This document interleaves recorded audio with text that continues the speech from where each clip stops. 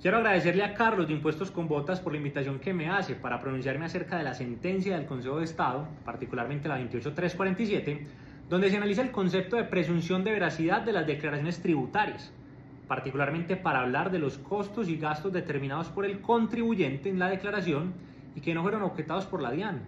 Si tiene o no la OGPP la facultad de desconocer estos costos y estos gastos, y qué pasa desde luego cuando una declaración, por ejemplo, ya está en firme. Pues bien, lo primero es decir, creo que es al lugar completamente y es bien importante esta sentencia justo en este momento. Estamos próximos a los vencimientos de renta de las personas naturales y desde allí se lo digo, vale la pena completamente advertir al contribuyente, advertir al cliente desde allí de los riesgos reales que tiene en procesos de fiscalización con la UGPP. Muchos casos, hay casos de todo tipo, pero muchos casos en los cuales tenemos personas con ingresos considerablemente altos, bien sea por el desarrollo de su actividad económica o bien sea por rentas de capital, dividendos, entre otros, y con aportes al sistema de seguridad social sobre el salario mínimo.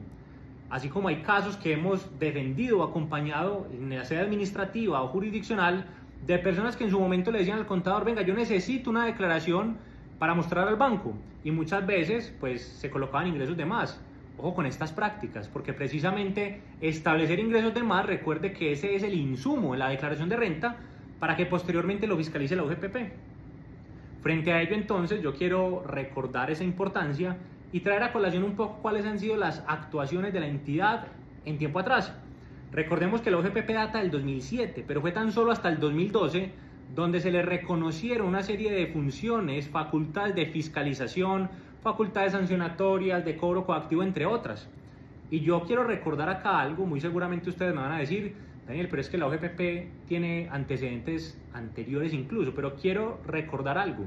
Tal vez el boom más grande de la OGPP fue en el año 2016, más o menos entre octubre, diciembre tal vez. Cuando digo boom me refiero a que fue tal vez el momento en el cual teníamos miles de requerimientos diarios, requerimientos para declarar y o corregir, liquidaciones oficiales, entre otras.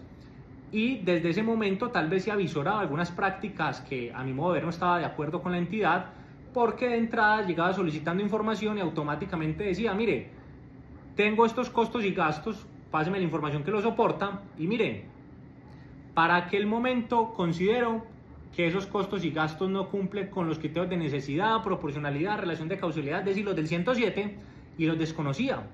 Muchos casos de ellos, recordemos para aquella época, para 2016, antes de la ley 1819, hablamos de firmezas de 2 años y me estaban desconociendo costos y gastos de declaraciones que ya estaban en firme, para lo cual con la UGPP hemos tenido diferentes elementos. Tomaban automáticamente los ingresos brutos y los dividían en 12 periodos sin sustento alguno, tomaban a continuación entonces el desconocimiento de esos costos y gastos, y eso que para aquel momento no hablábamos aún de los costos presuntos. Pues bien, en mi caso particular debo decir que estoy completamente de acuerdo con ese criterio de presunción de veracidad que toma en este caso el doctor Milton Chávez, que de hecho me hizo recordar bastante una sentencia también que tuvimos el año pasado de la doctora Miriam Estela Gutiérrez, también hablando de la presunción de veracidad, porque no se puede tomar lo que beneficia a la entidad, como el caso del ingreso, como soporte para exigir el pago de aportes al sistema de seguridad social y omitir, por otro lado, pues lo que no le conviene, los costos y gastos que en su oportunidad no fueron discutidos por parte de la DIAN.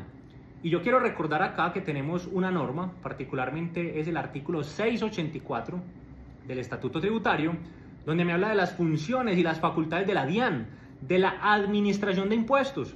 Y desde allí me habla precisamente uno de ellos, el literal A, me habla de verificar o validar la exactitud de las declaraciones tributarias. Esto, se los digo, desde los diferentes procesos que hemos acompañado, bien sea en sede administrativa o jurisdiccional, hemos sido insistentes. Venga, la OGPP no tiene una competencia expresamente desde la norma para que le permita desconocer costos y gastos definidos en una declaración de renta. Facultad que a mi modo de ver atiende exclusivamente a la DIAN, no a la OGPP. Y ojo, que reviste mayor importancia, como lo decía, cuando tenemos entonces declaraciones que incluso ya llegan a estar en firmes y la entidad en este caso que está facultada para ello, que es la DIAN, no lo discute. Pues bien, esa presunción de veracidad que establece el artículo 746 del Estatuto Tributario lo que me dice es, miren, los hechos contenidos en una declaración tributaria se consideran ciertos, claro, a menos que la entidad pues discuta su contenido. razón por la cual debo decirlo, estoy completamente de acuerdo con ese criterio. La entidad no puede tomar lo que esté a su favor para determinar el ingreso y simplemente desconocer esos costos y esos gastos. Peor aún, nos acostumbramos ya de entrada, entonces, mire, y le reconozco los costos presuntos y para de contar. No, tampoco es de esa manera, porque si tengo un criterio, si tengo unos costos y gastos debidamente soportados o no, porque allí vamos a ver el criterio que más allá de lo que se hable acerca de esos costos soportados o incluso aquella persona que los determinó, y allí estoy de acuerdo con lo que dice Carlos, venga, entonces ¿cuál va a ser el criterio para determinar esa fiscalización?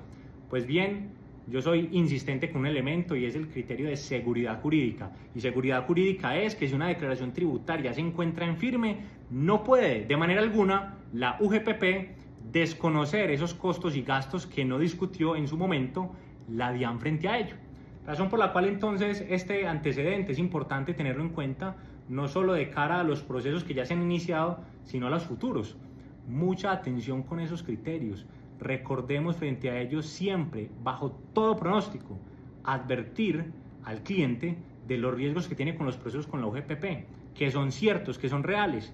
Razón por la cual entonces, desde allí estoy de acuerdo, insisto, con la postura de esa presunción de veracidad. La UGPP no tiene facultad alguna, como sí lo tiene la DIAN, para discutir su contenido. Esto desde luego da muchísimo tema para hablar. De esto podríamos hablar, digámoslo así, bastante tiempo. Y desde luego escucho sus posturas al respecto. ¿Están de acuerdo, no están de acuerdo? ¿Qué opinan frente a las funciones de fiscalización de la UGPP? Y desde luego abramos el debate para hablar al respecto. Mil gracias a todos.